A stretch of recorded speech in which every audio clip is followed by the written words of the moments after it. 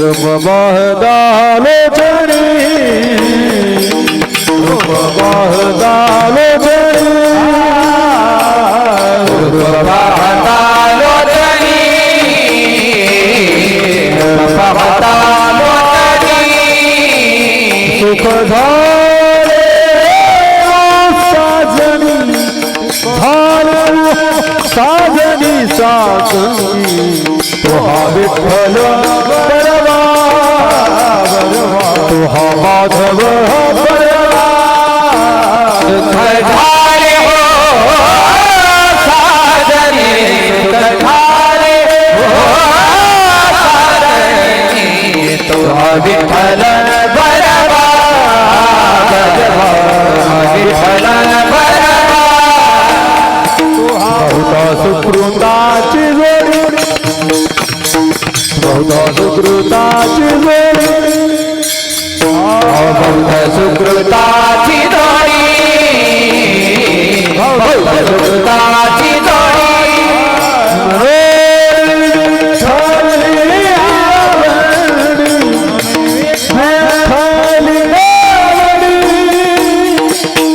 विठ्ठल बरवा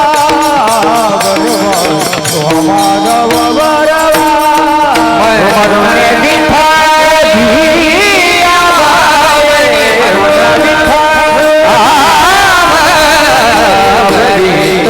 विठ्ठल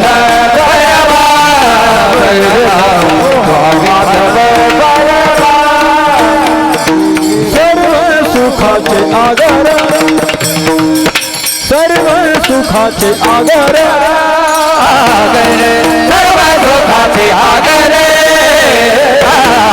सर्व सुखाचे आगर हे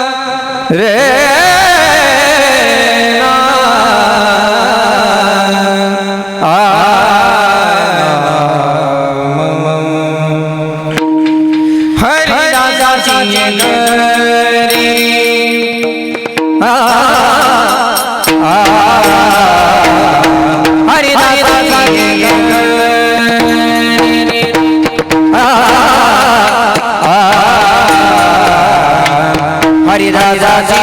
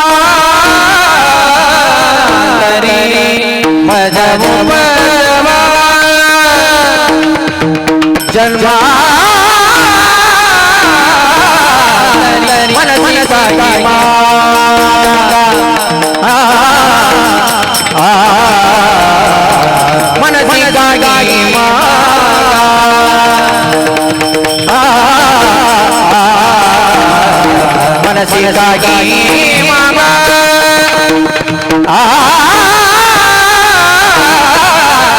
मनसिकागी मागा मागा मनसिकागी मागा मागा अजब बंदरा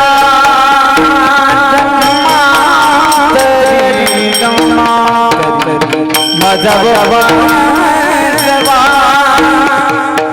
जंगा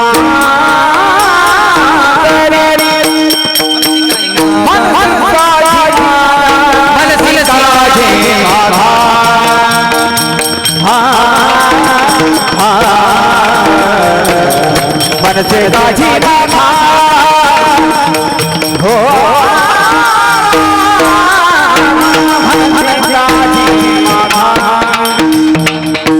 मन से राजी बाबा मन से राजी हेरेगा पारंगा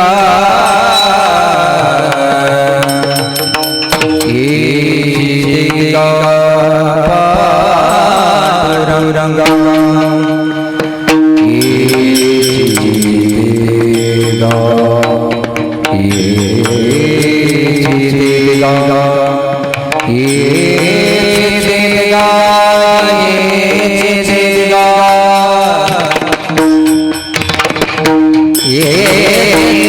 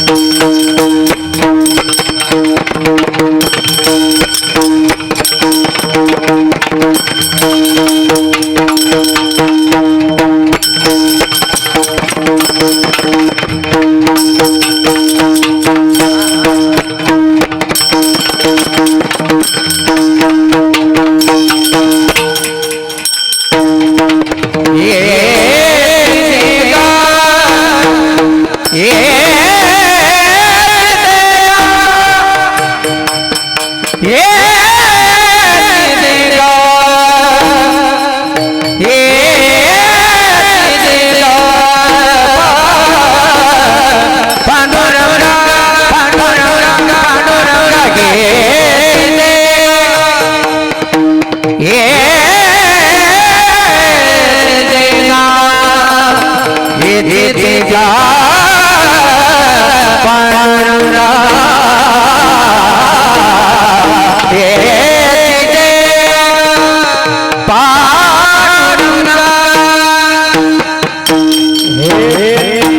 देगा पांडुरंगा पांडुरंगा पांडुरंगा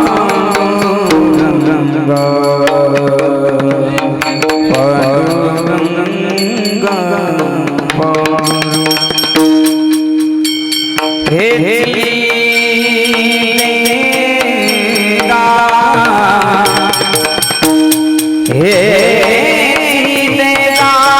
देगा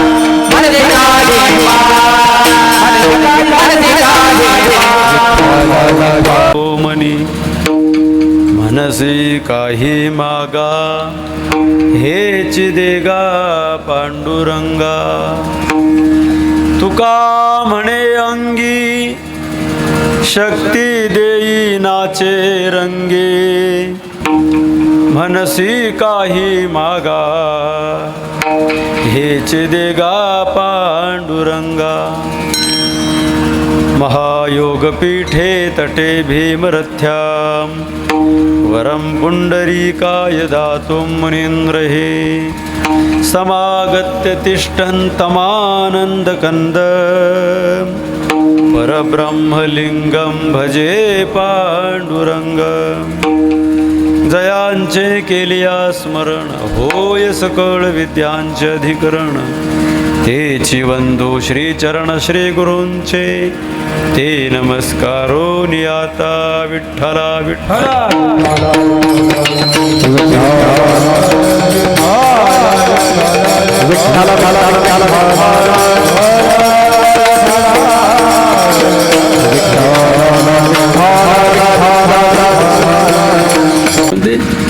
हे का नाही तुम्ही पण केलं थोडंसं बरं वाटलं तुम्हाला पण हे का नाही. चला वेळ जाईल माझा प्रस्तावनेमध्ये. हे असं आदर्श कुटुंब आहे. मी ते नेहमी म्हणत असतो की मला वाजे बाबा आमचे किरण महाराज ना अजून औपचारिकरित्या सगळेजण आपण बरं का कोणाच्या नामाचा उल्लेख राहिला असेल तुम्ही माफी मागून चिंतनाकडे येतो. सर्व आबाल वृद्ध बाल गोपाल माता भगिनी पुरुष वर्ग महिला माता सर्वांच्या गायक वादक गुणजन सिस्टीमवाले चोपदार भालदार विणेकरी सर्वांच्या पवित्र चरण कमलांना मी पहिल्यांदा मनोभावे अभिवादन करून माझ्या चिंतनाकडे येतो. विठ्ठला विठ्ठला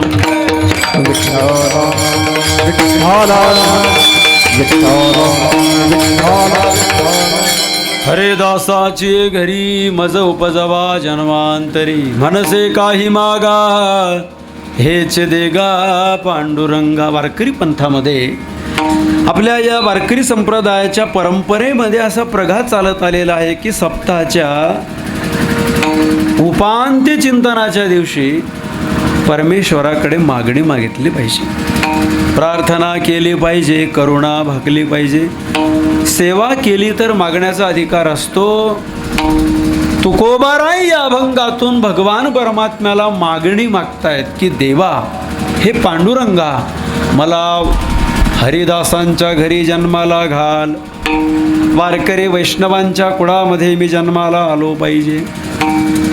या अभंगाची भूमिका जर आपण सकृत दर्शनी पाहिली तर दुसऱ्या चरणावरून असं लक्षात येतं की जगद्गुरू तुकोबाराय भगवान परमात्म्याला असं म्हणताना दिसत आहेत की पांडुरंगा, तू म्हणतोस म्हणसे काही. ही जी ध्रुवचरणी अभंगाचं आहे याला आपण सेंटर घेऊ.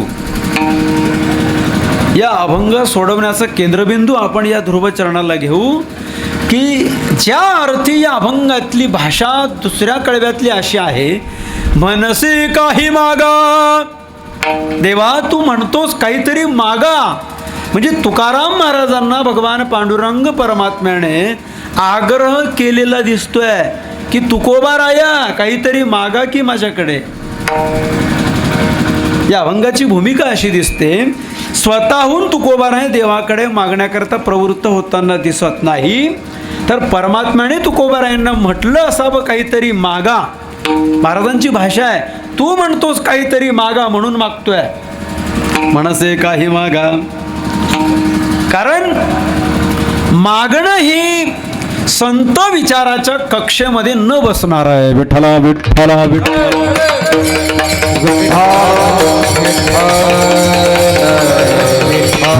विठ्ठला विठ्ठला विठ्ठला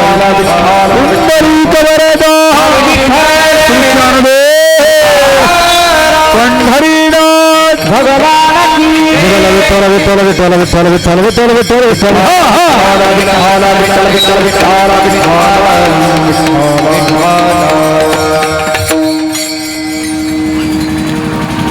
मागण्याचा अधिकार कुणाला असतो? शाळा शिकत असताना नागरिक शास्त्र नावाचा एक सब्जेक्ट असतो. त्याच्यामध्ये एक सिद्धांत आहे, अधिकार आणि कर्तव्य या एका नाण्याच्या दोन बाजू आहेत. कर्तव्य केल्याशिवाय अधिकार प्राप्त होत नाही. महाराजांची सेवा असेल तरच महाराजांना अधिकार प्राप्त झालेला आहे. महाराज सेवा न करता मागणं अनुचित आहे. प्रमाण आपल्याकडे आहेत, देऊन वेळ नाही घालवायचा आपल्याला. चाकरी वाचून अनुचित खाणे वेतन, न करिता चाकरी मागतो मुशारा. काम करत नाही पगार मागायला हात पुढे करतो. महाराज म्हणतात थोडीशी वाटली पाहिजे. न करिता चाकरी मागतो मुशारा, तया फजित खोरा लाज नाही. सेवा केल्याशिवाय मागण्याचा अधिकार होत नाही. तुकोबारायांची सेवा कशी होती माहिती आहे आपल्याला. 8 पिढ्यांपासून होती. 7 पिढ्या तुकोबारायांच्या पांडुरंगाच्या चरणी सेवा करून लीन झालेल्या होत्या. तुका म्हणे देवा, तुका म्हणे देवा, तुका म्हणे देवा, तुका म्हणे देवा, जुनाट हे माझी सेवा, जुनाट हे माझी सेवा, याचा धर्म अभिमान, याचा धर्म अभिमान, जुनाट हे माझी सेवा, जुनाट हे माझी सेवा, याचा धर्म अभिमान, याचा धर्म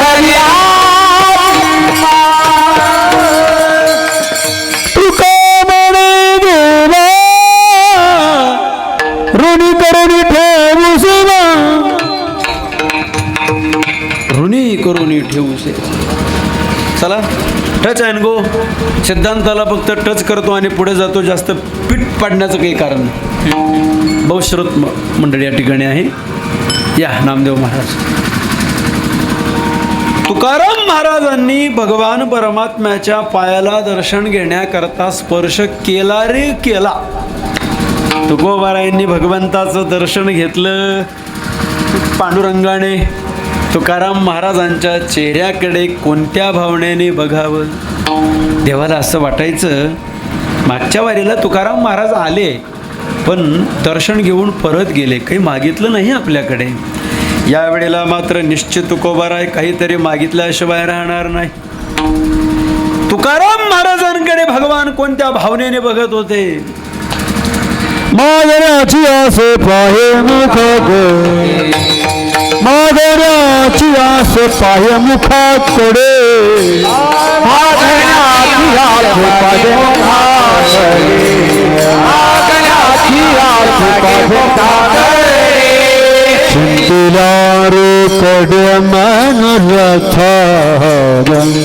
चिंतिला रोकडे मनोरथ, मागण्याची आस पाहे मुखाकडे, मागण्याची आस पाहे मुखाकडे, चिंतिल्या रोकडे मनोरथ, मागण्याची आस पाहे मुखाकडे. मागा महाराज, देण्याकरता तयार. महाराजांनी म्हणावं, देवा काय मागायचं रे तुझ्याकडे? आमच्या दृष्टीने आम्हाला मागण्यासारखं काही शिल्लक राहिलेलं नाही. एकच वस्तू आमच्या दृष्टीने मागण्यासारखी आहे, आणि जी वस्तू मागण्या योग्य आहे ती वस्तू आम्ही आमच्या हृदयामध्ये साठवलेली आहे. काय मागो कवनापाशी, जाशी मागो तो मजपाशी. शब्द तुकोबारायांचेच आहेत बघा.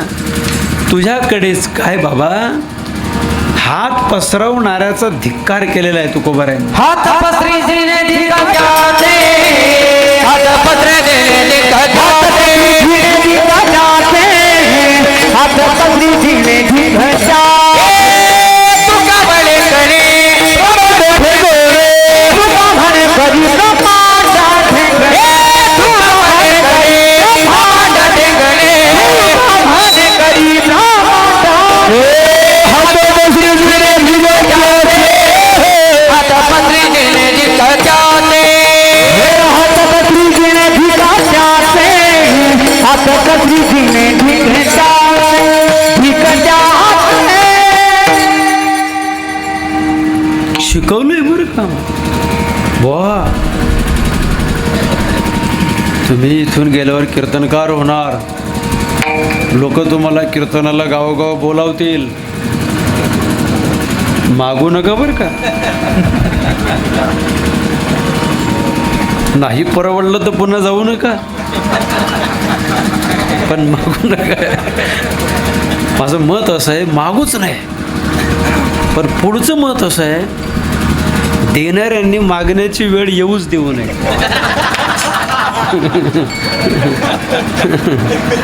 इथली गोष्ट वेगळी आहे वसंतराव. आता हे आपले घरचं कीर्तन आहे, इथे मिळालं काय नाही मिळालं काय म्हणून तर रेल्वेने आलो. इथला काही प्रश्न नाही. मागच्या वर्षी इथलं कीर्तन करून मला अंबरनाथ जायचं होतं, बहुर फॅमिली होती म्हणून गाडी होती. ना थोडंसं फटका बसलाय बरं का. बरं का मा, एकदा वलय तयार झालं आहे आपलं, प्रतिमा वेगळी तयार झालेली आहे समाजामध्ये. बस आहे हे, काही आतलं सर्वांनाच कळलं नसेल, तुम्हाला 2-4 जणांनाच कळलं असेल. फक्त मागू नये. काय मागावं कोणाकडे देवा? आणि तुझ्याकडे जे आम्ही मागितलं तू देशील, परंतु तू जे देशील ते टिकणार आहे का? अरे मी जर तुझ्याकडे असं म्हटलं, पांडुरंगा मला इंद्राचं पद पाहिजे, मागो जरी पद इंद्राचे, मी जर तुझ्याकडे इंद्राचं पद मागितलं तरी ते टिकणार आहे का? तर मला सांगा, इंद्राचं पद जर टिकत नाही तर गावच्या टिकणार आहे? मिळाल्यापासून पळाल्याच्या मार्गावर जास्त त्यालाच पद म्हणतात. आलं का लक्षात? काय टिकणार आहे? जाऊ दे देवा, काही मागायचं नाही मला. पण एखादा मोठा मनुष्य आपल्याला जर आग्रह करत असेल, अहो काहीतरी मागा हो, तर जास्त भारी पण भरू नये. भारी भरणारी व्यक्ती मनातून उतरून जाण्याची दाट शक्यता असते. देवा तुमचा अवमान होऊ नये याच्याकरता जर तुम्हाला मला काही द्यायचं असेल तर तुम्ही म्हणतात म्हणून तुम्ही म्हणतात म्हणून तुम्ही म्हणतात म्हणून तुम्ही म्हणतात म्हणून मन मनसे काठी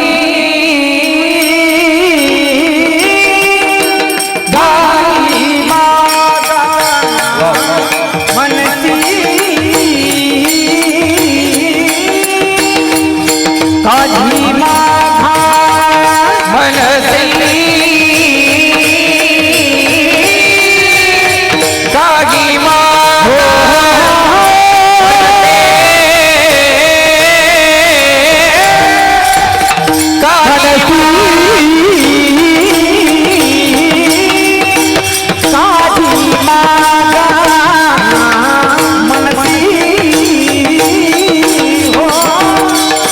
काठी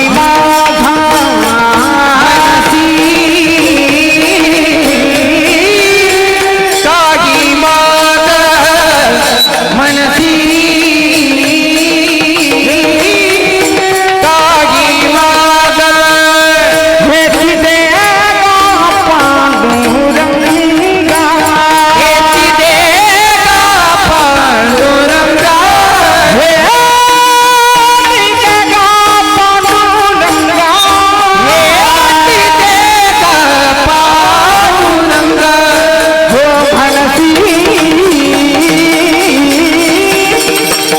काठी माघा मनसी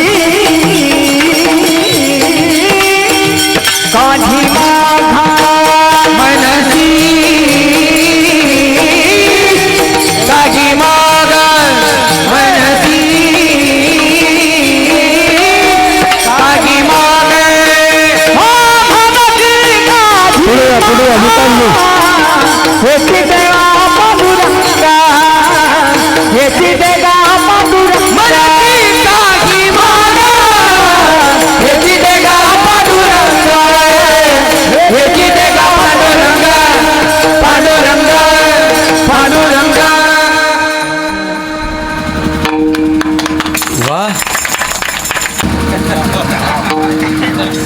new version, new technology, new remix झाली. अपेक्षित आहे याची काळाबरोबर अपडेटिंग, याला अपडेट म्हणतात. बदललं पाहिजे. जुन्या काळातली सायकोलॉजी नष्ट झाली, जुनी माणसं नष्ट झाली, पण नवीन बदललं पाहिजे की नाही. काळाबरोबर धावता आलं पाहिजे. सुंदर माणूस असंच गात राहा, आनंद देत राहा. वाणीमध्ये गोडवा आहे तुमच्या. मनसे काही मागा, चिंतनाकडे पण थोडीशी कनेक्टिव्हिटी असू द्या. भगवान परमात्म्याकडे काय मागावं. 2 जण मागण्याकरता गेले होते. एक जण देवाच्या पायाजवळ बसला होता आणि एक जण देवाच्या डोक्याजवळ बसला होता. मला असं वाटतं तुमच्या लक्षात आलं असेल मी कुठल्या ग्रंथातलं म्हणतोय. दोघांनी मागितलं, पण दोघांमध्ये शहाणा कोण ठरला. एकाने देव मागितला आणि एकाने देवाचं मागितलं. देवाला मागणं योग्य आहे का देवाचं मागणं योग्य आहे. देवाकडे देवालाच मागितलं पाहिजे का देवाचं मागितलं पाहिजे. ज्ञानोबाराय असं एका ओवीमध्ये म्हणतात, एक उद्यान जर आपल्या हातामध्ये आलं तर उद्यानातली सगळी फुलं आपली होतात. परमात्मा जर आपल्या ताब्यात आला, हरियाला हाता हरियाला हाता हो हरियाला हाता हो हरियाला हाता मग कैचे भय चिंता मग कैचे भय चिंता क्यांती सरली धारे हो क्यांती सरली धारे हे मग कैसे भजता मग कैसे भजता मग कैसे भजता क्यांती सरली धारे हो क्यांती सरली धारे सापडला हाती झाली आमुचे निश्चिंत. भगवान परमात्म्याकडे व्यवस्था मागावी का अवस्था मागावी. 2 व्हेरी इम्पॉर्टंट वर्ड्स आहेत. अवस्था मागावी का व्यवस्था मागावी. व्यवस्था मागणारा शहाणा का अवस्था मागणारा शहाणा? तुम्ही परमार्थ करत असताना तुमचं लास्ट डेस्टिनेशन काय? फिजिकली लाईफ वेल सेट होणं हे महत्त्वाचं आहे का अंतःकरणाची स्थिती बदलणं महत्त्वाचं आहे? नामदेव महाराज, असं कोणी आतापर्यंत अंतर्मुख होऊन समीक्षा केली का? मागच्या वर्षी मी कीर्तनं किती ऐकली, वाऱ्या केल्या, किती पारायणं केली, माझ्या अंतःकरणामध्ये हिनकसपणा, किडाड आणि विकार किती होते आणि या वर्षी ते किती गेले, असं काही तुम्ही कलेक्शन केलं का? हे अवस्थेच्या अंतर्गत येणार आहे महाराज. आणि गाड्या, मोटर, बंगले, मान आणि प्रतिष्ठा हे फिजिकली लाईफच्या सेक्शनमध्ये येणार आहे. परमार्थ करणं म्हणजे भौतिक उत्कर्ष नाही. बस एवढं वाक्य पुरे आहे. समजदार को इशारा काफी होत आहे.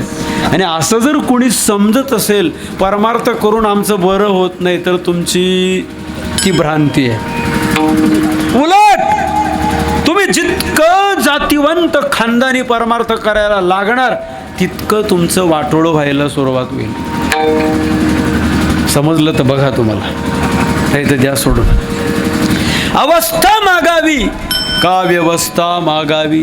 अवस्था मागितली माझी. व्यवस्था, रावणाचं व्यवस्थापन बघा ना तुम्ही कसं होतं महाराज. सगळा जिल्हा त्याचा वोटर होता, वोटर. खासदार केला उभा राहिला तरी एक वोट दुसऱ्याकडून घेण्याची गरज नव्हती त्याला. 1.25 लाख तर नातू होते त्याच्या, असं वर्णन केलेलं आहे नामदेव महाराजांनी.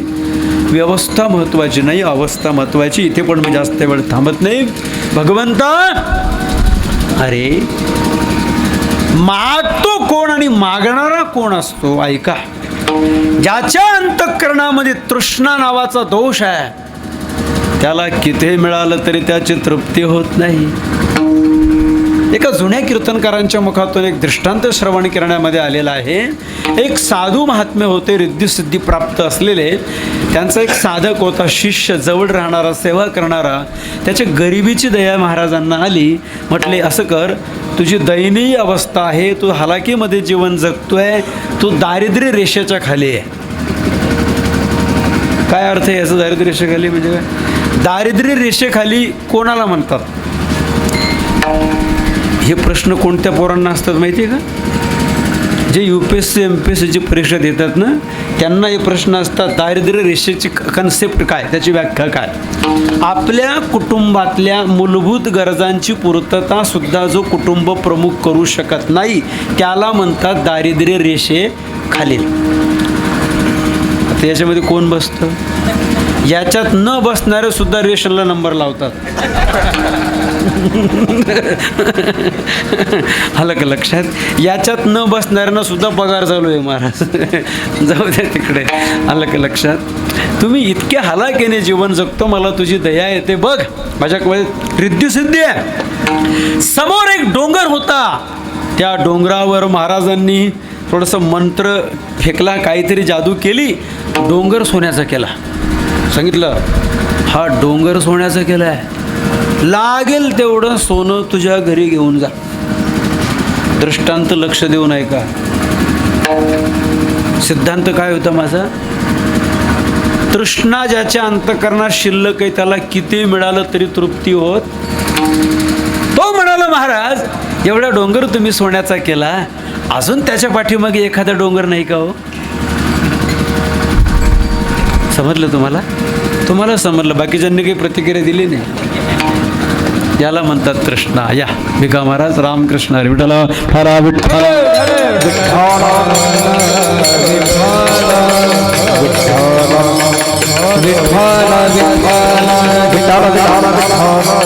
अनुरंगा विठ्ठला, माये बाप्पा भगवंता, माझी एकच मागणी, जन्मोजन्मी माझ्याकडून परमार्थ झाला पाहिजे, तुझं नामस्मरण झालं पाहिजे, तुझी भक्ती झाली पाहिजे.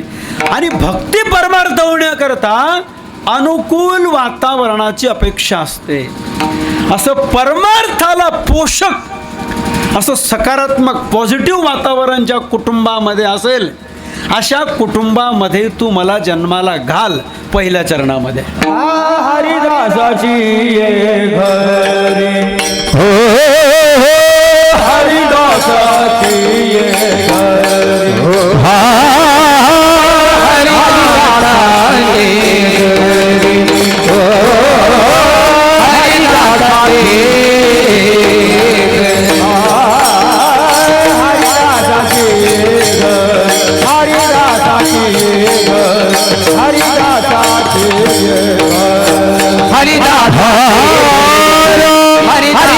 घरी हरिदासाचे उपजवा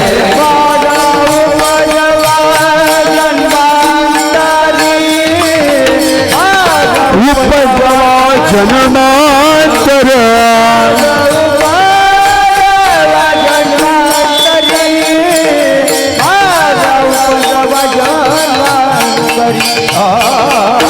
मनसी काही मागा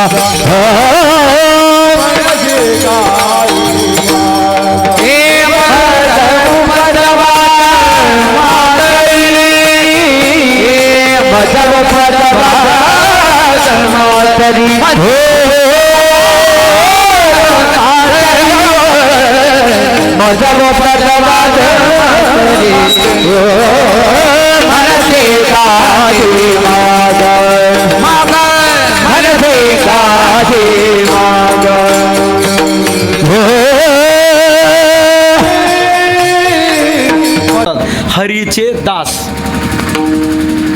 हरीचे दास बरं का. हरदास नाही, हरदास वेगळे, हरिदास वेगळे. वारकरी संप्रदायाला कनेक्ट अगल बगल में दोन प्रकारच्या कीर्तन परंपरा आपल्याकडे आहेत. एक नारदीय कीर्तन परंपरा आहे, एक हरदासी कीर्तन परंपरा आहे आणि एक रामदासी कीर्तन परंपरा आहे. पूर्वरंग आणि उत्तरंग.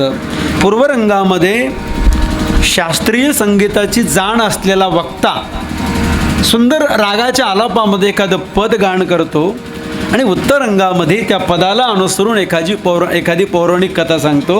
याला म्हणतात नारदीय, रामदासी, हरदासी कीर्तन परंपरा. पण हरिदास शब्दाचा अर्थ हरीचे दास. दास म्हणजे सेवक, दास म्हणजे पाईक. हरिदास म्हणजे हरीशी अनन्य असलेले भक्त. पांडुरंगाशिवाय दुसऱ्या देवाला जे मानत नाहीत त्यांना म्हणतात हरीचे दास. अनन्य, अनन्य नाही, अनन्य. शतकोटीमध्ये दोन प्रकार आले, अनन्य भक्त आणि फनन्य भक्त. पंढरपूरला जाताना साईबाबाला पण जातात ना खंडोबाला पण जातात ते फनन्य भक्त. शनिदेवाला पण जातात ते फनन्य भक्त. अनन्य आणि फनन्य दोन शब्द आले. त्या यशवंत पाटलांनी फार सुंदर चिंतन केलं आहे शतकोटीमध्ये बरं का. टाळ्या वाजवलं माझं डोकं फिरलं नाही. जेव्हा काही महत्त्वाचं बोलायचं असतं तेव्हा मी टाळ्या वाजवून तुमचं लक्ष. मी काल एका मिटिंगला गेलो होतो, मला सेमिनार होतं. हॅलो मध्ये मध्ये हॅलो करायचे. ते का करायचे म्हणजे ऐकणाऱ्यांचं लक्ष आपल्याकडे. तसं मी जेव्हा टाळ्या वाजवतो तेव्हा मला महत्त्वाचं सांगायचं असतं अनन्यता कशी असली पाहिजे. उदाहरण सांगतो. प्राण जाण्याची वेळ जरी आली, प्राण किती व्याकुळ झाले, जमिनीवरच्या कुठल्याही पाण्याला जो चोच लावत नाही, मेघातून पडणाऱ्या थेंबाशिवाय. कोणता पक्षी? चातक. चातक नावाचा पक्षी अनन्य सांगितलंय. अनन्य कोणाशी? मेघोनी थेंबुट पडे. माऊली ज्ञानोबा म्हणतात मेघातून पडणाऱ्या थेंबाला चोच लावतो. डबक, तलाव, सरोवर, नदी, समुद्र चोहीकडे जरी पाण्याने पृथ्वी भरलेली असली, नेघे चातक सरिता बिंदू. ज्ञानोबा तुकोबाराय म्हणतात नेघे चातक सरिता बिंदू. पाण्याच्या कुठल्याही थेंबाला चोच लावत नाही. ऐकताय तुम्ही? हा मध्ये मध्ये मध्ये मध्ये जो पाऊस पडतो ना, तो कोणाकरता पडतो? चातका करतो. मी नाही बोलत, मी तुम्हाला ओवी सांगतो. चातकाची एक नवे, मेघू पानियासी धावे. ज्ञानोबा सांगतात पक्षी पक्षी पक्षी सुद्धा अनन्य असतात, पण अलीकडे पक्ष अनन्य नाहीत.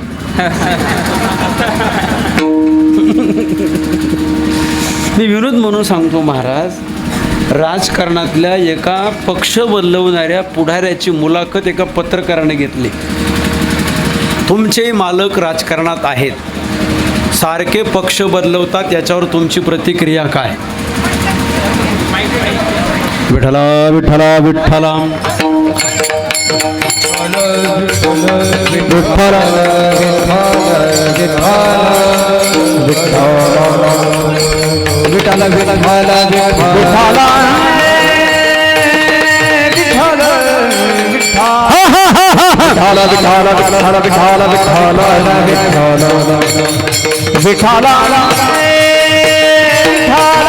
विठ्ठल विठ्ठल बोला पुंडलिक वरदा ज्ञानदेव पंढरीला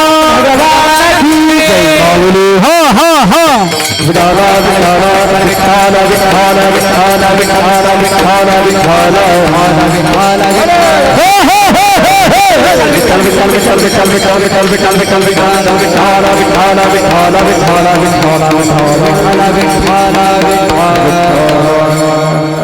बसा आता, नाविलाज आहे. Adjustment is best policy. आता ॲडजस्ट करा, जसं असेल तसं. तरी भरपूर व्यवस्था केलेली आहे. जितकं लागून बसता येईल तितकं लागून बसा. काळजी करू नका, कोरोना गेलेला आहे आता. लागून बसा सर्वांनी.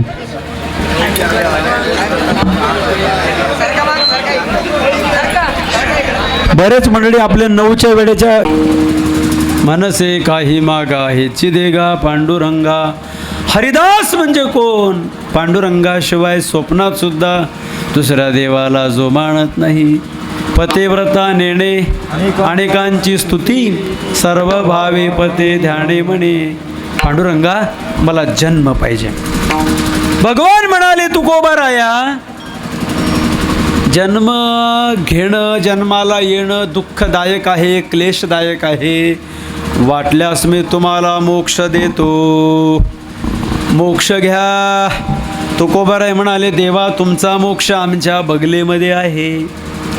मोक्ष तो तुमचा देवा तुम्हासीच ठेवा. मोक्ष तो तुमच्याकडेच ठेवा, तो आमच्या बगलेमध्ये. त्याचा आम्हाला अवघड मोक्षा माघरी कामारी. मोक्षाचे नाही आम्हा, तो असे आमच्या गाठोडीस. ऐकून ऐकून फक्त कीर्तनकार होऊ नका म्हणजे बरं आहे. नाना नाही होणार म्हणा, पण तयारी आहे. आणि हे आउटपुट आहे ना महाराज, ऐकलं पाहिजे. महाराज लोकांबरोबर फिरून काहीतरी आउटपुट झालं पाहिजे ना, इनपुट काहीतरी पाहिजे.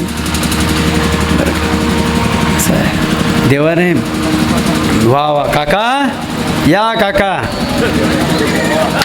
वा. आता विठ्ठला विठ्ठला काका पुढे या.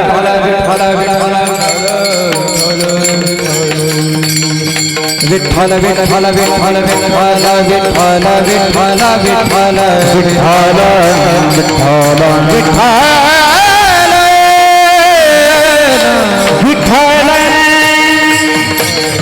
विठ्ठल विठ्ठल विठ्ठल विठ्ठल विठ्ठल विठ्ठल विठ्ठल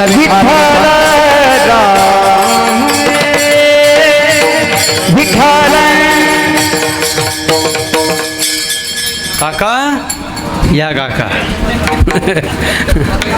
बस मला असं वाटतं VIP पर्सन सगळे येऊन गेले. आता काकांच्या नंतर कोणी येणार नाही. बसा काय, बसा बसा काका तुम्ही बस. तुम्हाला खुर्ची पाहिजे का? तिथं मग इकडे उभे राहते. नाही जास्त वेळ तुम्ही उभे नाही राहणार ना, मग इकडे जागा मोकळी केली, काय लांब करून बस. बरं बरं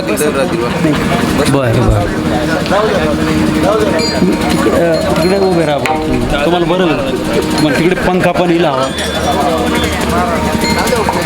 नाही पुढाऱ्याच्या बायकोपर्यंत गेलो होतो आपण. पुढाऱ्याच्या बायकोचा विषय आला आणि मोसम तोडला देवाने. आलं का लक्षात? त्याची पत्नी त्याला म्हणाली, त्यांना पक्ष खुशाल बदलवू द्या. त्यांनी अजून मला बदलवलं नाही, एवढं बरं आहे. अनन्य सांगत होतो तुम्हाला. बरं का, चला पुढे सरका. देवा, मोक्षापर्यंत गेलो होतो आपण. थोडंसं पुढे एक जाणकार लोक आहे म्हणून सांगतो महाराज, डोकं खाजवणार तुम्ही. वारकरी संप्रदायातल्या संतांनी मोक्ष का नाकारला हे तत्ववेत्या लोकांमधलं चिंतन आहे. सामान्य लोकांच्या बुद्धीला हे सिद्धांत आकलन होत नाही म्हणून मी ते मांडत नाही, पण सोप्या भाषेमध्ये सांगतो तुम्हाला. वारकरी संप्रदायाचं फिलॉसॉफिकल सायन्स इतकं ग्रेट आहे, इतकी सुप्रीम पॉवर आहे या तत्त्वज्ञानाची. हा संप्रदाय अप्पलपोटेपणाचा संप्रदाय नाही. याचं एक ब्रीद वाक्य असं आहे की जो आनंद, जी अनुभूती आपण उपभोगतो, जो आनंद आपण सेवन करतो, तो लिमिटेड नको आहे, तो मर्यादित नको आहे, तो संकुचित नको आहे, तो परिच्छिन्न नको आहे. आपण उपभोगत असलेला आनंद इतरांना पण देता आला पाहिजे. आणि कैवल्य सायुज्य मोक्ष पदाला जो प्राप्त होतो तो जगाच्या उपयोगी पडत नाही. हा सिद्धांत आहे.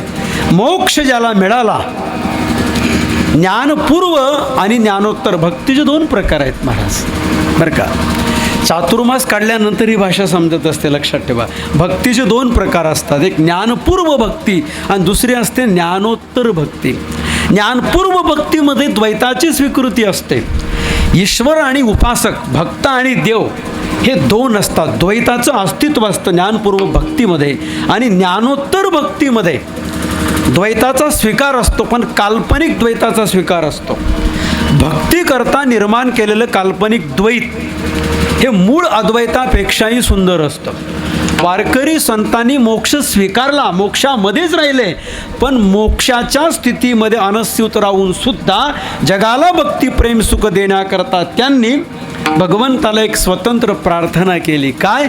देवा, नको ब्रह्मज्ञान आत्मा सिद्धी झाला, तू भक्त तू देव ऐसे करी, मी भक्त तू देव ऐसे करी.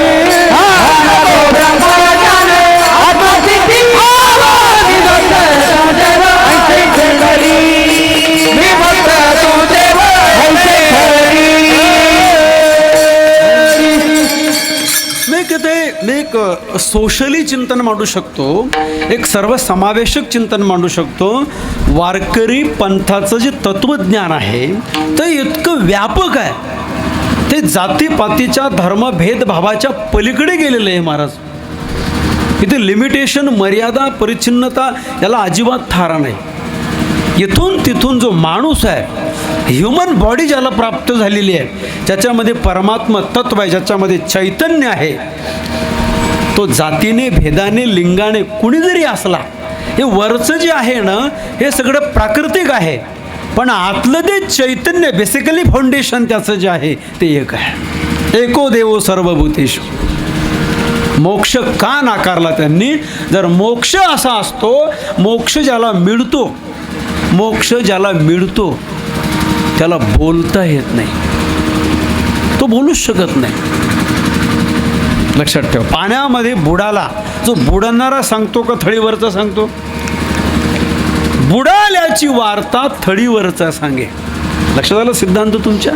मोक्ष ज्याला मिळाला तो आपल्या मस्तीमध्ये मशगूल असतो, पडे राहू मस्ती में, त्याला काहीच खंत नसते. म्हणून भक्ती प्रेम सुखाचा आनंद इतरांना देण्याकरता, वो बी सांगू तुम्हाला, पुरुषार्थ सिद्धी 4 घेऊन या पुल्या हाती, रिगाला भक्ती पंथी जगादेत. कैवल्य स्वरूप असणाऱ्या ज्ञानेश्वर महाराजांना खांद्यावर पताका घेऊन पंढरपूरला जाण्याची काय गरज होती? माझ्या जीवेची आवडी, काय गरज आहे पंढरपूरला नेण्याची? तुमच्या आपल्याकरता मोक्ष नाकारला त्यांनी, लक्षात घ्या. आणि संतांना मागण्याची गरज नसते. या अभंगाचं एक लॉजिकल तुम्हाला सांगतो. तुकाराम महाराजांना असा कित्ता गिरवायचा होता की इथून पुढच्या पिढीने पंढरपूरला आल्यानंतर पांडुरंगाच्या पुढे काय मागितलं पाहिजे. संसारातली माणसं कॉमन विषय मागतात. तुकोबारायांच्या प्रमाणाने पुष्टी करतो सिद्धांताची. संसारातली माणसं काय मागतात? तुम्ही आपण जर देवाकडे गेलो तर काय मागतो महाराज? वडावे गृही भावे धन धारे, सुखी भावे धन धान्य भावे धन धान्य घडाले संधान सुखी भावे धन धान्य सुखी भावे धन धान्य सुखी भावे धन धान्य यावे खावे बरे असावे सदैव यावे खावे बरे असावे सदैव. ही मागणी आहे आपली. मला वाटतं मुद्दा क्लिअर करून आपण पुढे सरकू. महाराज तुमचा मोक्ष आम्हाला नको आहे. तो आमच्या घरी पाणी भरतो, पायकी करतो, धाडीला ते तर आहे पायकू जैसा.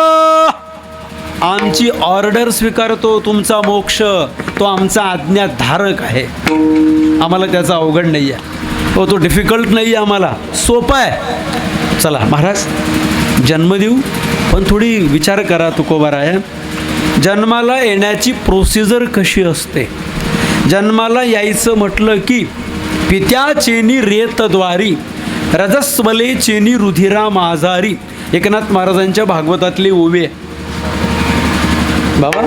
एकनाथी भागवतातली ओवी आहे. कसं संक्रमण होतं, कसा प्रवास होतो जीवत्व दशेमध्ये. लक्ष द्या. 9 महिने 9 दिवस आईच्या उदरामध्ये अशुद्ध गोठलेल्या रक्तापासून निर्मिती आहे. एकनाथ महाराजांचं भागवत, तुकोबारायांची गाथा, ज्ञानोबारायांची ज्ञानेश्वरी, संत वाङ्मय आणि वैदिक वाङ्मयाचं आलोढन केल्यानंतर हा जो विषय आहे तुम्ही कुठेही वाचा. एकनाथ महाराज म्हणतात आईच्या गर्भातल्या दुःखाचं वर्णन कानाने ऐकताना आणि मुखाने वाणीने वाचत असताना ऐकणाऱ्याला किळस येते. नको नको रघुनंदना, नको नको रघुनंदना, चिडसी मना येत असे. एकनाथ महाराज भागवतामध्ये लिहितात. काय होते ते टेक्नॉलॉजी, हाय टेक्नॉलॉजी, कॅम्प्युटर विज्ञान युगामध्ये संगणकाच्या याच्यामध्ये आपण वावरतो. 2-3 महिन्याचा गर्भ झाला की आपण सोनोग्राफी सेंटरवर जातो. हे सगळं विज्ञान 5000 वर्षापूर्वी मांडलं गेलेलं आहे. श्रीमद भागवताच्या 33 स्कंदामध्ये कपिल भगवान देव होती मातेला आईच्या गर्भामध्ये जीवात्म्याचा प्रवेश कसा होतो. पहिल्या आठवड्यामध्ये गर्भ केवढा असतो, 2 महिन्यामध्ये केवढा होतो. सुरुवातीला त्याला त्वचा नसते. गरोदर अवस्थेमध्ये स्त्रीने खारट आंबट तिखट खाल्लं तर त्याच्या वेदना त्याला होतात. आईच्या उदरामध्ये जठराग्नी असतो. त्या जठराग्नीने तो गर्भ पोळला जातो. त्याच्या आजूबाजूला तिथे काय असतं, विष्टालेप चहूकडे, नाकी तोंडी कुर्मकडे गर्भवासाचे दुःख गाडे. विश्वाच्या इतिहासामध्ये आतापर्यंत एकच आई जन्माला आली. महाराज ऐका, एकच आई जन्माला आली. आतापर्यंत दुसरी आई जन्माला आलेली नाही की ज्या आईला आपल्या मुलाचं खरं तात्विक हित कळालं. ऋतुध्वज नावाच्या राजाची पत्नी योग वासिष्ठ नावाच्या ग्रंथामध्ये मदालसीचं संपूर्ण चरित्र आहे. योग वासिष्ठ नावाच्या ग्रंथामध्ये मदालसा राणीचं स्वतंत्र चरित्र आहे. ज्ञानेश्वर महाराजांनी मदालसा नावाचं स्वतंत्र प्रकरण तयार केलेलं आहे. मदालसा नावाच्या राणीला पहिला मुलगा झाला. मुलाचं नाव ठेवलं विक्रांत. पाळण्यामध्ये मुलाला टाकलं. पाळण्याची दोरी आपल्या हातामध्ये घेतली. बाळा आत्ता जन्माला आला, इथून पुढे जन्माला येण्याच्या भानगडीत पडू नको, कारण प्रसव वेदना भयानक असतात. तुला जन्माला घालताना मला किती त्रास झाला. आकांतु ते जननीय दुःखे. सगळी प्रमाण तुम्हाला माहिती आहे. भयानक दुःख आहे. गर्भोदरीची व्यथा नेनती माता आणि पिता, तेथे नाही कोणी सोडविता. जीवाची व्यथा जीव जाणे. तुकोबाराया गर्भवासामध्ये खूप दुःख आहे. गर्भवास मागू नका, जन्म मागू नका, दुसरं काहीतरी मागा. भगवान म्हणाले देवा झालं तुमचं बोलणं. गर्भवासाचं दुःख आमच्यासारख्यांना नाही, सर्वसामान्य लोकांना आहे. कर्मवासना आणि पाप याच्या अंगाने जे जन्माला येतात आणि मरतात त्यांना गर्भवासाचं दुःख आहे. तुम्हाला का नाही. तुकोबाराय म्हणाले देवा जन्माला येताना सुद्धा, या मृत्यू लोकातून जाताना सुद्धा हृदयामध्ये हृदय सता नाम तुझे,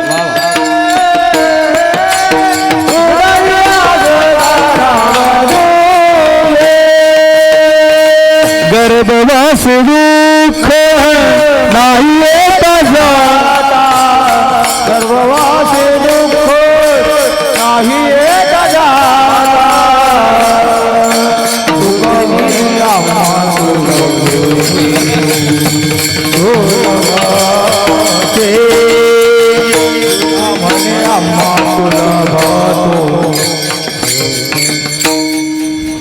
एक काटा पुढे सरकायला लागेल की हृदयाचे ठोके पण पुढे सरकतात. संपूर्ण चिंतन होणार नाही जिथपर्यंत जाऊ. क्रमशः चिंतन मांडायला लागलं तर मला 2 ते 2.5 तास लागतील. नाही होणार, जितकं जाईल वेळेपर्यंत 10 सव्वा 10पर्यंत जितकं होईल तितकं आपण करण्याचा प्रयत्न करू. गर्भवासाचं दुःख आम्हाला नाही, का नाही येतो जातो आम्ही देवाचे सांगा, तुका म्हणे गात देवनाम वगैरे वगैरे. बरं देवा, तुकोबार आहे, कोणता जन्म देऊ? महाराज म्हणाले नाटाच्या प्रमाणामध्ये तुझ्या मनाला पटेल तो जन्म दे, मना येईल तो जन्म देई, भलते कुडे भलते ठाई, ते मी तुझं साकडे घाले तनाई, हृदय उणे तुवा नव जावे. माझी एकच अड आहे देवा, माझ्या हृदयातून तू जाऊ नको, कुठेही मला जन्माला घाल. मला कुत्रा केलं तरी चालेल, पण तुझ्या दारातलं कर. नामदेव महाराजांचा अभंग आहे. श्वान करसी तरी उचिष्टाचे निमिसे, तुझे द्वारी वसे ऐसे करी. मला वृक्ष केलं तरी चालेल, पण कोणतं करशील? वृक्ष करसी तरी मंडप मेघाचे निमिसे, तुझे द्वारी वसे ऐसे करी. मला मनुष्य करसी तरी भक्तीचे निमिसे, तुझे द्वारी वसे ऐसे करी. नामा मने विठो कीर्तनाचे निमिसे, तुझे द्वारी वसे ऐसे करी. तुकोबार आहे, असं तुमचा आग्रह आहे का? माझा जन्म ब्राह्मण कुळामध्ये झाला पाहिजे, असं चांगल्या उत्तम कुळामध्ये, चांगल्या पवित्र चांगल्या घरामध्ये माझा जन्म झाला पाहिजे, असा आग्रह आहे का तुकोबार आहे? तुकोबारांची भाषा आहे का देवा? तो पण माझा आग्रह नाही. शुद्ध याती कुळ वर्णा नाही चाड, करी भलते ठाई दास तुझा. अमुकच जातीमध्ये, अमुकच वर्णामध्ये, अमुकच कुळामध्ये माझा जन्म झाला पाहिजे, असा पण माझा आग्रह नाही आहे. ज्यांचं कुलदैवत पांडुरंग परमात्मा असेल त्यांच्या घरात काम करणाऱ्या मोलकर्णीच्या पोटी सुद्धा मी जन्म घ्यायला तयार आहे. कुळीचे दैवत ज्याचे पंढरीनाथ, होईन दासी सूत ज्याचे घरी. पंढरपूरला नित्यनेमाने वारी करणाऱ्या वारकऱ्यांच्या घरामध्ये पंढरीस कोणी जाती वारकरी, होईन पशु याती त्यांचे घरी. विठ्ठलाचं पांडुरंगाचं रात्रंदिवस चिंतन करणाऱ्यांच्या पायातलं पायतन व्हायला तयार आहे. विठ्ठल चिंतन दिवस रात्री ध्यान, होईन पायतन ज्यांचे पायी. ज्यांच्या ओट्यावर तुळशीचं झाड आहे, तुळशी वृंदावन जयाची अंगणी, होईन केर सुनी त्यांचे घरी. ज्या घरामध्ये नित्य नामघोष आहे, भगवंताचं भजन चालू असेल देवा, त्यांच्या ओट्यावरचं पाय पुसायचं पायपूस व्हायला सुद्धा तयार आहे. तुका म्हणे त्यांची पायी पाय पोस, होवनी या वास करीन तेथे, होवनी या वास करीन तेथे.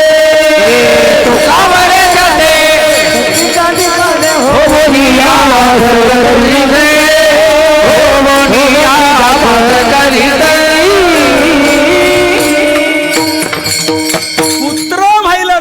केरसुनी व्हायला तयार आहेत, दासी पुत्र व्हायला तयार आहेत, पायतन व्हायला तयार आहेत, झाड व्हायला तयार. का? असं काय मिळेल तुम्हाला? श्रीमंताच्या घरी जन्म मागा, श्रीमंताच्या घरचा कुत्रा असला तरी बसायला गाडी, खायला पाव बटर, बसायला गादी. कुत्रा सकाळी उठल्यावर माणसं कुत्र्यावरून फिरायला जातात, माणसांबरोबर नाही. डोंगरे महाराज भागवतामध्ये एक वाक्य देतात, कुत्ते के साथ घूमने को जाना इसका अर्थ ये है अगले जन्म की तयारी करना. चला पुढे समजलं तुम्हाला. काय म्हणेल तुकोबा राजा देवा सांगू? अरे वारकरी वैष्णव भगवत भक्तांच्या घरी जर माझा जन्म झाला तर तेथे राम नाम, तेथे राम नाम, होईल श्रवण, होईल श्रवण, होईल तेथे राम नाम, भोजन उचिष्टाचे, घडेल भोजन उचिष्टाचे, उचिष्टाचे, घडेल भोजन उचिष्टाचे. तेथे राम नाम, तेथे राम नाम, होईल श्रवण, होईल श्रवण, होईल श्रवण, तेथे राम नाम. वैष्णवागरी सर्व काळ सदा झन झनती टाळ, कन्या भाकरीचे खाणे सदा राम नाम गान. काय लक्षण आहे. वैष्णवांच्या घराचं जे घरी बरं का, इथपर्यंत कळालं. ज्याच्या घरातली सगळी माणसं माळकरी असतात ते झालं हरिदासाचं. एक सुद्धा मोकळा नको. काही काही घरात एखादा मोकळा सापडतो, त्याला विचारलं पाहुण्यांच्या पंक्तीला कोणीतरी बसायला पाहिजे ना म्हणून. नामदेव महाराजांच्या घरी सगळे दामानामा वगैरे वगैरे सगळं माहिती आहे. वारकरी बघा, दुरून नजर टाकलं की वारकऱ्याचं घर दिसतं. अशी घरावर भगवी पताका लहरत असते. घरात पाऊल टाकलं की प्रसन्नता. घरामध्ये काय असतं वारकऱ्यांच्या? TV, fridge, cooler. TV, fridge, कूलरमुळे घराची शोभा वाढेल, घराला घर पण येईल. पण घरामध्ये गाथा ज्ञानेश्वरी भागवत असेल, Aparnatai Ram तीर्थकर advocate with lecturer, त्यांच्या मुखातलं वाक्य ऐकलंय, तुमच्या घरामध्ये टी व्ही, फ्रीज, कूलर असेल तर तुमच्या घराला शोभा वाढेल, घराला घर पण येईल. पण गाथा ज्ञानेश्वरी भागवत तुमच्या घरात असेल तर तुमच्या घराला शहाणपण येईल. घरपण येण्यापेक्षा शहाणपण येण्याची गरज आहे. ग्रंथ नुसते घरात ठेवून चालत नाही, फडक्यामध्ये गुंडाळून. घरातल्या सगळ्या लोकांनी संध्याकाळी येऊन ते वाचले पाहिजेत. जसं आपण संध्याकाळी एकत्र आले की टी व्हीवरच्या मालिका पाहतो, ये रिश्ता क्या कहलाता है, तुझ्या जीव रंगला, माझ्या नवऱ्याची बायको, ठरलं तर मग लागीर वगैरे वगैरे. जाऊ तिकडे. या सगळ्या मालिका पाहिल्या की कुटुंबाचा स्फोट होईल. गाथा वाचा, गीता वाचा. गीता से हमारा क्या नाता है, गीता हमारी, सगळ्यांनी म्हणा गीता हमारी. ज्याच्या पत्नीचं नाव गीता आहे त्यानेच फक्त म्हणू नका. जाऊ दे तिकडे. असे ग्रंथ आपल्या घरात पाहिजे. ओट्यावर तुळशीचं वृंदावन पाहिजे. आणि वारकरी वैष्णवांच्या अंगणामध्ये काय पाहिजे? वारकरी वैष्णवाच्या अंगणामध्ये, अंगण वारकऱ्याचं अंगण आहे, कशावरून समजेल? आपल्या अंगणामध्ये कमीत कमी 10-5 बकऱ्या आणि 10-5 कोंबड्या तरी पाहिजे. नाही, कमीत कमी एक तरी गाय. ती सुद्धा कोणती? बरं का बाबा, शहाणी माणसं आहे सांगतो महाराज. खूप वैज्ञानिकांचं पण भाकीत आहे आणि साधू लोकांचं पण भाकीत आहे बाबा. इथून पुढे समाजामध्ये कॅन्सर नावाच्या रोगाचं प्रमाण जास्त वाढणार आहे आणि विशेष तोंडाचे कॅन्सर जास्त होणार आहेत. टेक्नॉलॉजीचं पण भाकीत आहे, साधू संतांचं पण भाकीत आहे. माफी मागून बोलतो तुम्हाला, तुमच्या पोटामध्ये कमीत कमी विष जाऊ द्या. कळालं तर बघा, नाही तर द्या सोडून. अलग लक्षामध्ये बघा, आता आयुष्य आपलं कमी कमी होत चाललं आहे. ती ईश्वराची पण इच्छा असेल, ती भगवंताची पण इच्छा असेल. कलियुगातल्या माणसाचं आयुर्मान हे कमी कमी होणारे, गायी दूध देणार नाही, जमिनी पिकणार नाही, सत्तेवर येणारे तुमची लुटमार करतील, हे सगळ्या ग्रंथांची फलश्रुती आहे महाराज. काय बोललो मी? तुम्ही एकनाथी भागवत वाचा, तुम्ही देवी भागवत वाचा, तुम्ही सगळे ग्रंथ पहा. सगळ्या ग्रंथांच्या शेवटी शेवटी कलियुगाची लक्षणं अशी सांगितलेली आहेत की इथून पुढे काय काय होणार आहे. अजून तो सुरुवात झाली, अजून तो बरंच काही बाकी आहे. चला, वारकरी वैष्णवांच्या भगवत भक्तांच्या कुळामध्ये माझा जन्म झाला, तर माझ्या कानावर प्रभूचं नाम स्मरण येईल. वैष्णवांच्या घरी भगवत भजन चालतं. तुकोबा एकनाथ महाराज असं म्हणतात, नित्य नाम घोष जयाचे मंदिरी, तेची काशी पुरी तीर्थक्षेत्र. म्हणून मला वारकऱ्याच्या घरामध्ये जन्म पाहिजे. अजून काय? आमचं घर वारकऱ्याचं असेल, आमच्या घरी साधू संत येतील, महाराज मंडळी येतील, बुवा लोक येतील. देवा, त्यांच्या पाया पडताना, त्यांना लोटांगण घालताना माझ्या मनामध्ये लाज वाटू देऊ नको. अभंगाच्या 3ऱ्या चरण. संता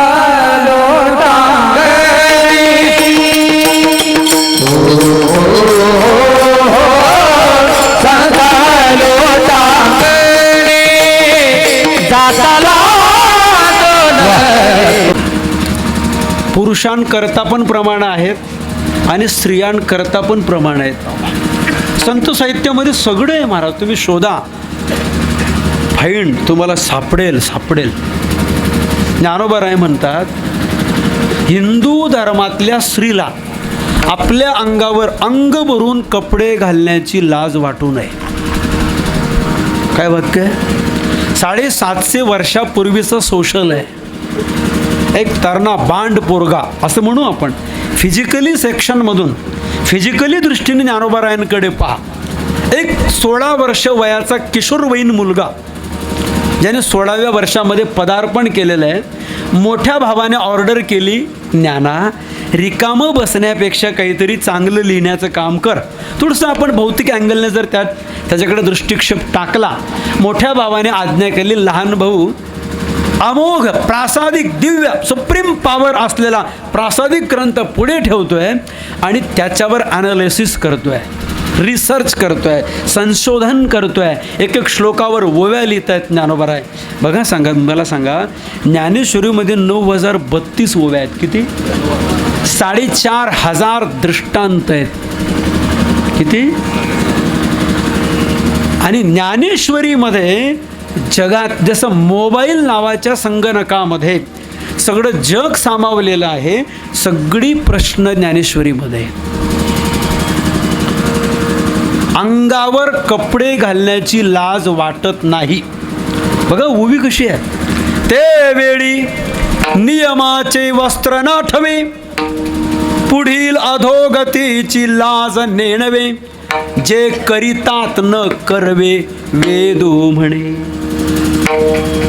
काय वर्णन आहे. इस्लाम धर्मातल्या एखाद्या स्त्रीवर, मुलीवर अत्याचार आणि बलात्कार झाल्याच्या घटना जास्त ऐकतो का आपण? जास्त म्हणजे नाहीच. मग आपल्याच हिंदू धर्मातल्या मुलींवर, स्त्रियांवर अत्याचार आणि बलात्कार का होतात त्याची कारण मीमांसा करत असताना एक कारण हे सांगितलंय. काय? हे सांगितलं, हे आईने मुलीला शिकवलं पाहिजे. लग्नापूर्वी आईने मुलीला काय शिकवलं पाहिजे ही ओवी भागवतातून उचलली.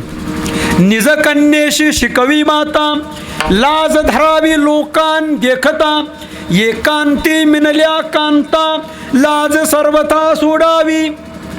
पतीजवळ लाजायचं काम नाही, पण कुठे? मोटरसायकलवर जाताना भिवू नकोस, मी तुझ्या पाठीशी. बघा, मी संत साहित्यातलं तुम्हाला निवडून सांगतोय. अजून सांगू, गावातल्या प्रतिष्ठित माणसाला कीर्तनात पुढे बसायला लाज वाटली पाहिजे का नको? मी बोलत नाही, माझ्याकडे पॉईंट असतात. मी हे गीतेतलं बोलतोय. 5000 वर्षापूर्वी सांगतोय तुम्हाला. प्रत्येक गावच्या प्रथम नागरिकाला असं वाटतं माझ्या कार्यकालामध्ये माझं गाव आदर्श झालं पाहिजे. मी पुन्हा येईन परिसरात, मग सांगेल तुम्हाला. अलग लक्षामध्ये साध्या साध्या गोष्टी आहेत. हे फिजिकली लाईफमधलं जाऊ द्या महाराज, भौतिक जीवनातलं जाऊ द्या, पण परमार्थातलं सांगतो. तुम्ही भरपूर कीर्तन ऐकणारी मंडळीत पटलं तर बघा मी काय म्हणतो. ज्ञानोबा असं म्हणतात, आईच्या उदरातून जन्माला येणं, दूध पिताना आईच्या अंगावरचा घाम चाटणं ही लाज वाटते तत्वविद महापुरुषाला. पुन्हा जन्माला येणं, पुन्हा मरणं, उपजो उपजो मावा नावा नावा, तैसे औट हात पणे, शव होऊनी जिने, उपजो उपजो मरणे नावा नावा. गर्भ मूद काय बोलाय, गर्भ मेद मुसे, रक्तमूत्र रसे, वोते होऊनी असणे, लाज पै निर्मळा, निसुगा गोड. ज्ञानोबारायांचे 13व्या अध्यायातलं ओव्या इथे सगळ्या लावा. खऱ्या खानदानी जातिवंत आत्मज्ञानी पुरुषाला लाज वाटते की मी सच्चिदानंद परब्रह्म असताना, मी आत्मा असताना मी या देहाच्या खोडामध्ये अडकलो, या मलमूत्राच्या पिशवीमध्ये अडकलो. माता पित्यांनी खाल्लेल्या अन्नातून माझी निर्मिती झाली. काम, क्रोध, लोभ ही विकार माझ्या अंतःकरणामध्ये. वास्तविक मी सच्चिदानंद शिवोहम शिवोहम, मी परब्रह्म परमात्मा असताना सुद्धा जन्माला येतो आणि मरतो. ही गोष्ट तत्वज्ञानी महापुरुषाला लाजिरवाणी आहे. विठ्ठला विठ्ठला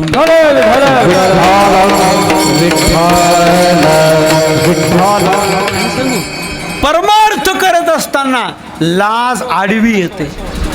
तुकोबाराय म्हणतात, तुकोबारायांनी त्या लाजेला हातामध्ये काठी घेऊन हाकलून दिले. लाजेच्या पाठीमागे लागले तुकोबाराय. महाराज म्हणतात, ज्याने लाज बाळगली त्याच्याकडून परमार्थ होत नाही. जरी आड येतील लाज तरी कैसे साधते काज, उल्लंघिली लाज तेने साधियले काज. ही लाज प्रमाण म्हणून जातो, त्याचं विश्लेषण करत नाही. कारण व्यासपीठ पवित्र ऐकणारे जाणकार आहेत. मोडीले तुकोबारायांच्या गाथ्यातलं प्रमाण आहे महाराज. मोडीले रांडेने सुपंथ मार्ग, चाली येले जग यमपंथे. सगळ्या जगाला ही लाज नावाची जी आहे ना, ती यमाच्या दिशेने, नरकाच्या दिशेने घेऊन चाललेली आहे. लक्षात आलं? म्हणून तुकोबाराय म्हणतात, असं गल्लोगल्लीमध्ये उभे राहून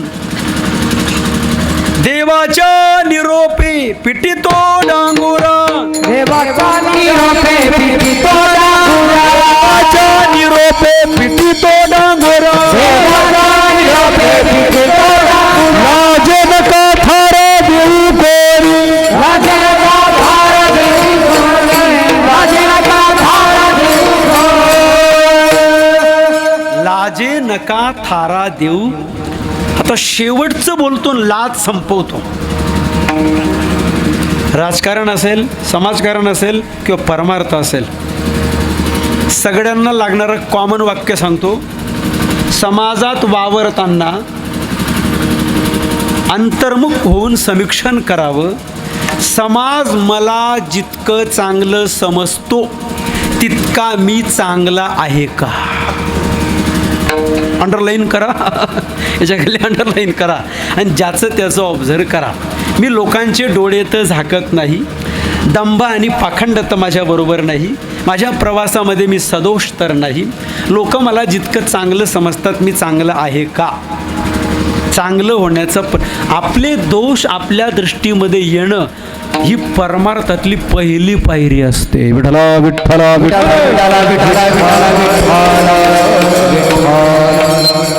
लायकी, पात्रता, योग्यता, ज्ञान, भक्ती, वैराग्य अंगी नसताना सुद्धा लोक मला मानतात, याची लाज वाटली पाहिजे. याची लाज वाटली पाहिजे. लोक आपल्या गळ्यामध्ये फुलांचे हार घालतात, पण मी ज्या विषयाचं निरूपण करतो ते मला अजून आकलन झालेलं नाही आहे. ज्ञानाची कन्सेप्ट आहे जगामध्ये. पृथ्वी तलावर आत्ता जेवढे तुम्हाला ज्ञानी, तुम्ही ज्यांना ज्ञानी म्हणून मानून बसलेले आहेत, त्यांच्या ज्ञानाचं म्हणजे केवळ बौद्धिक विकास आहे. तुम्ही बौद्धिक विकासाला ज्ञानी ठरवलेलं आहे.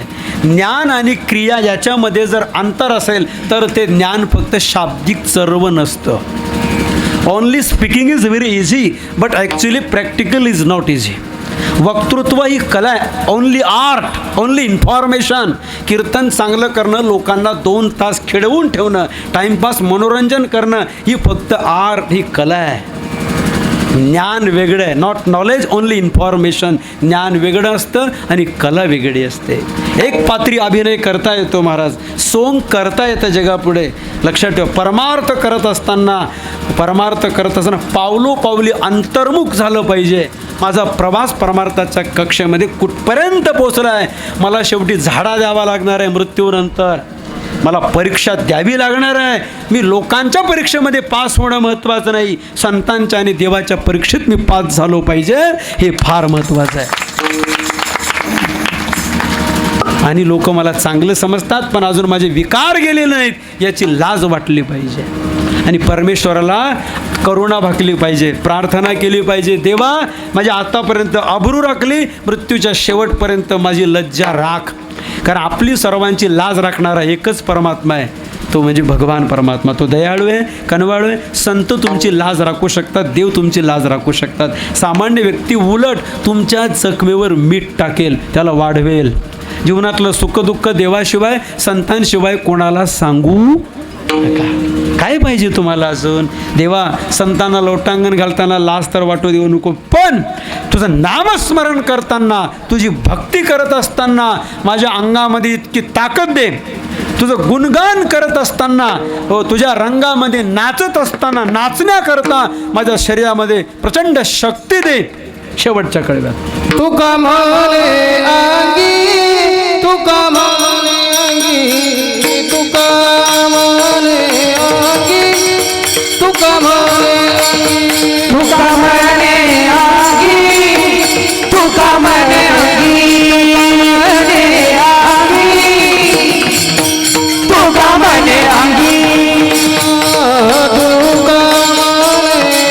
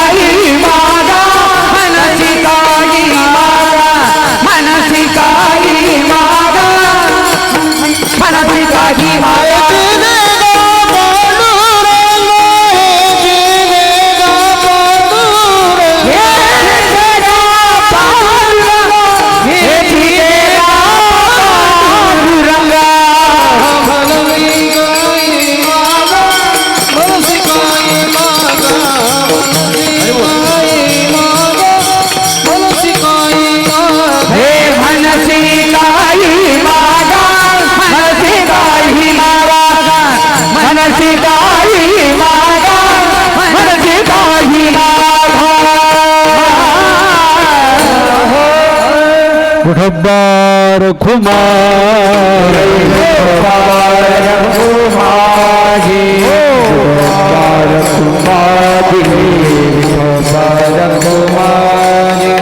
हरि जय जय जय जय जय जय विठोबार कुमार जय जय विठोबार जय जय विठोबार कुमार जय जय विठोबार कुमार हरि जय जय हरि जय जय हरि जय जय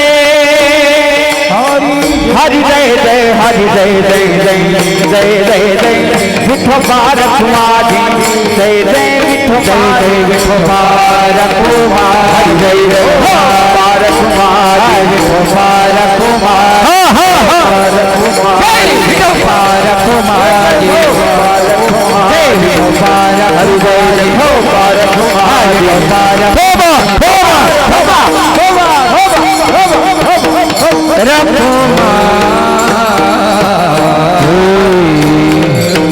तुकामणे अंगी शक्ती दे नाचे रंगी मनसे काही मागा हे चिदेगा पांडुरंगा. थोडस धर्माच्या दृष्टीने बोलतो. आपल्या मुलांच्या अंगामध्ये ताकद शक्ती निर्माण होईल, ते बलदंड शरीराचे होतील याची मातापित्यांनी काळजी करा.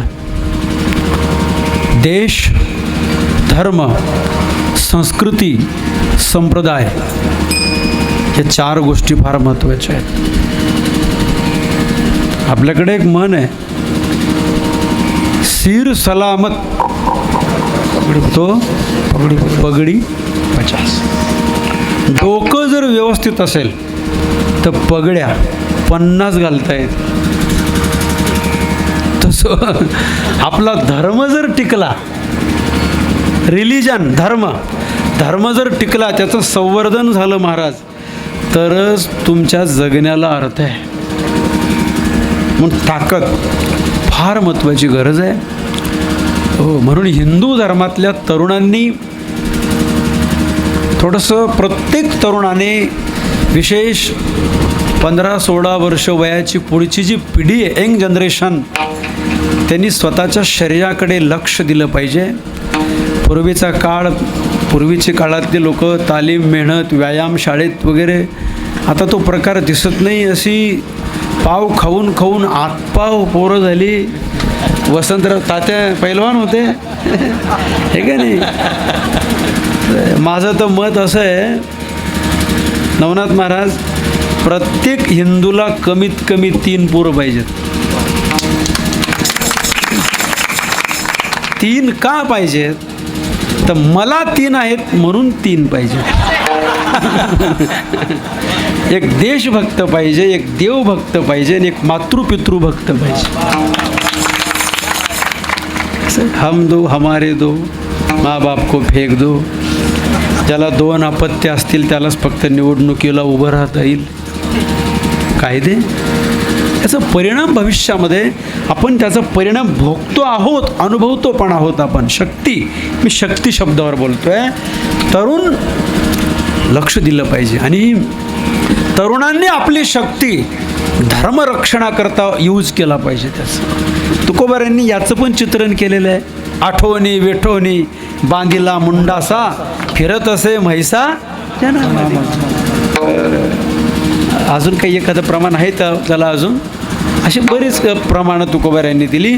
ताकद माझ्या अंगा पण कशा करता, तुझ्या भक्तीच्या रंगामध्ये नाचण्याकरता. नाचण्याचे सुद्धा प्रकार आहेत. उत्तम नाच, मध्यम नाच, कनिष्ठ नाच. कुठे नाचावं कुठे नाचू नये याचं पण शास्त्र. हरी धन्य जगी तोची एक, हरिरंगी नाच, धन्य जगी तोची एक, नवर देवा पुढे नाचे. नाही हा, रामकृष्ण वासुदेव सदा स्मरे वाचे. बरं का, नृत्य हा भक्तीतला एक प्रकार आहे महाराज. भक्तीच्या रंगामध्ये नाचावं. ज्ञानोबाराय, तुकोबाराय, नामदेवराय, मीराबाई सुद्धा नाचल्या. वास्तविक मीराबाई ही राजपुतांची मुलगी होती हो. काय म्हणालो मी, आपली जी संस्कृती आहे त्या संस्कृतीमध्ये दोन घटक महत्त्वाचे सांगितलेत मला आतापर्यंत. मराठ्यांची आणि राजपुतांची संस्कृती आहे आपली. तुम्हाला मी जाणून मुद्दाम ते सगळे बहुश्रुत लोक आहे म्हणून सांगतो. आपली जी संस्कृती आहे ही आर्यांची आणि द्रविडांची संस्कृती आहे मुळामध्ये. आर्य शब्दाचा अर्थ काय असा होतो, वैदिक परंपरेला अनुसरून ज्यांचं जगणं आणि वागणं असतं त्याला आर्य म्हणतात. अनार्य, अनार्य शब्द पण आलेला आहे. वेदाला सोडून वेदाच्या अपोजिट ज्यांच्या आचरण असतं त्यांना अनार्य म्हणतात. आलं लक्षामध्ये. द्रविड हे आपले भारतातले मूळचे आहेत महाराज. आर्याने आक्रमण केलेले आपल्यावर, पण आर्यांनी आपली संस्कृती संवर्धित केलेली. त्यांनी वेदाला फॉलो केलेलं आहे, लक्षात ठेवा. म्हणून आर्य, मी आर्य शब्द का म्हणतो, आपल्या संस्कृतीमध्ये एखादी स्त्री आपल्या नवऱ्याला त्याच्या नावाने उल्लेख करण्याची परवानगी नाही. त्याच्याशी बोलायचं असेल तर त्याला आर्य म्हणावं लागतं. तुम्ही महाभारत रामायण पाहिलं टी व्हीवर, मला सांगा तुम्ही, कौसल्या माता राजा दशरथाला काय म्हणायची, गांधारी धृतराष्ट्राला काय म्हणायची.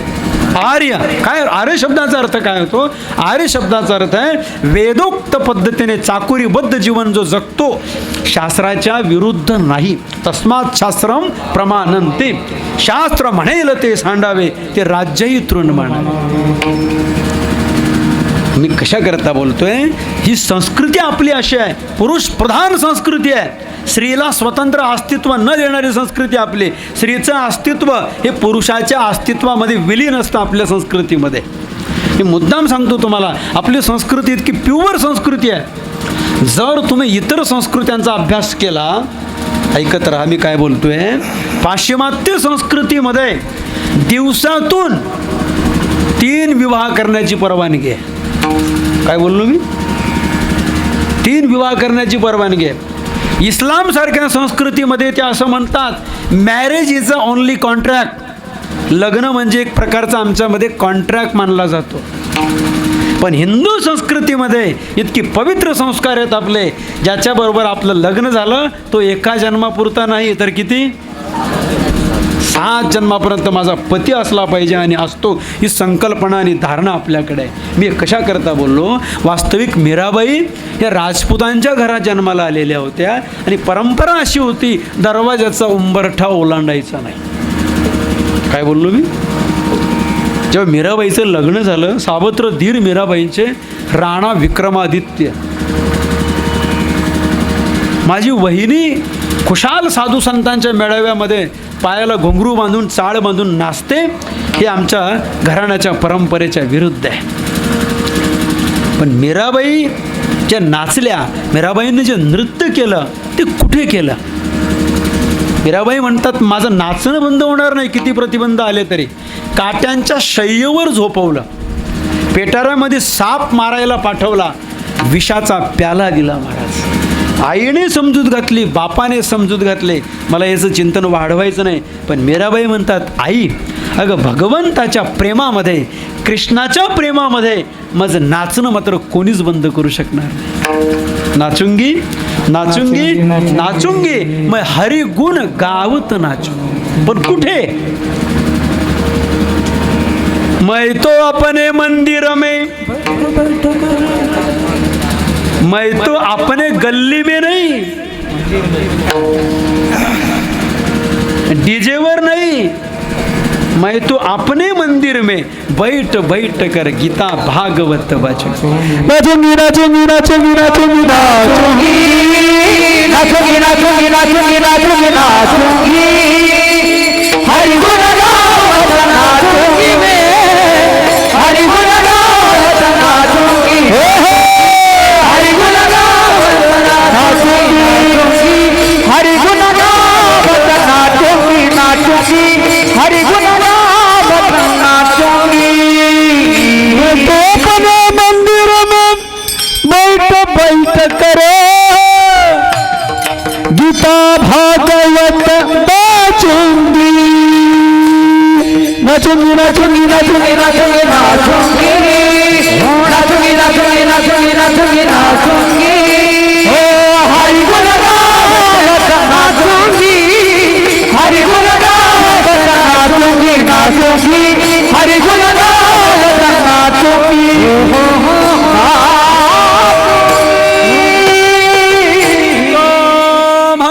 शक्ती देई नाचे रंगी, रंगात नाचा आपण भगवंताच्या. अजून एक दृष्टांत माझ्याकडे आहे, तो ज्ञानोबरायांनी सांगितला. संसारातली माणसं कुठे नाचतात? मदारीचा खेळ पाहिला का तुम्ही? 2 माकडं असतात, एक माकडीन एक माकड. गाव आलं की खेळ सुरू होतो. माकडीन कोपऱ्यात रुसून बसते, कधी कधी माकडीन रुसते. तुम्ही इकडे तिकडे जातात, त्याला मी काय करू? जी डोक्याला हात लावून बसते. तो मालक त्या माकडाला म्हणतो, रावजी. त्याचं नाव त्यानं काय ठेवलेलं असतं? रावजी. त्या माकडीनेला पण नाव असतं, पण घ्यायचं नाही आपल्याला. डोक्याला ताण करायचा नाही. रावजी जाओ अपनी बीबी को समजाओ. तो रावजी नावाचा माकड गुरु गुरु गुरु गुरु त्या माकडीने जवळ जातो. दृष्टांत संपला माझा. तो माकड जसा त्या माकडीनीच्या तालावर नाचतो, पुढचं तुम्ही पूर्ण करा. ओवी सांगतो ज्ञानोबरायांची, याला ओवी आहे. अज्ञानी माणसाचं वर्णन करताना ही ओवी आलेली आहे. चित्त आराधी स्त्रियेचे, स्त्रियेचे नि छंदे नाचे, माकड गारुडियाचे जिया. खूप बरं वाटलं. महाराज सगळे गुरुबंधू मंडळी आहेत. आमच्या नानांचं कुटुंब म्हणजे कोणाची नजर लागू नये असं कुटुंब आहे महाराज. 2 भाऊ, 4 मुलं, सुना, नातवंड, परमार्थ वारकरी संप्रदायाला धरून पांडुरंगाची सेवा नित्याने. अशी हुबेहूब भगवंताची मूर्ती अशी बोलायला करते. ज्ञानोबाराय तुकोबारायांच्या मूर्ती आहेत. हनुमंतरायाची मूर्ती आहे. सुंदर असं छोटेखानी मंदिर उभारलं आहे. आणि नुसतं मंदिर उभारलेलं नाही, तर मंदिरामध्ये बसलेलं दैवत नानांनी प्रसन्न ठेवलेलं आहे. दैवत तेव्हाच प्रसन्न असतं जेव्हा देवाला उपचार केले जातात. सकाळी मी आता बऱ्याच वेळा माझा मुक्काम होतो, 4:45-4लाच नाना उठून जातात वसंतराव बरं का. आणि स्नान करून पूजा अर्चा विधी, काकडा काय असेल देवाला अभिषेक वगैरे. देव म्हणजे ते दगड नाही, त्याच्यामध्ये प्राण ओतलेत. आपण वेदोक्त मंत्रोच्चाराद्वारे प्राण ओतले गेलेत. हो, यथा देहे तथा देवे. वृंदावनात जर तुम्ही गेले तर भक्ती कशी करायची, जितकी काळजी आपण आपल्या देहाची घेतो तितकी मंदिरातल्या देवाची पण घेतली पाहिजे. आणि अशी सेवा हे कुटुंब करतं. परिसरामध्ये कुठेही कीर्तन असलं तरी घ्यायला येतात, सोडायला येतात. खूप छान कुटुंब आहे महाराज. आणि भगवान परमात्म्याला प्रार्थना करतो, तुम्ही सगळेजण यांना सहकार्य करतात, येतात. आमचे नामदेवराय सगळा ग्रुप अन्नदानाच्या कोणी सेवा घेतात, कोणी कीर्तनाच्या सेवा घेतात. सर्वांना धन्यवाद देतो. सर्वजण इथे आलात. खूप मोठी मंडळी आहे. एक सांगून जातो फक्त बघा नाना, एक सूचना आलेली आहे माझ्यापर्यंत महाराज. तो विषय आपल्याला मिटिंगमध्ये पण घ्यायचा आहे. मी आता गुरुवारी घोटीजवळ दौंडतला कथा होती माझी 8 दिवसापूर्वी.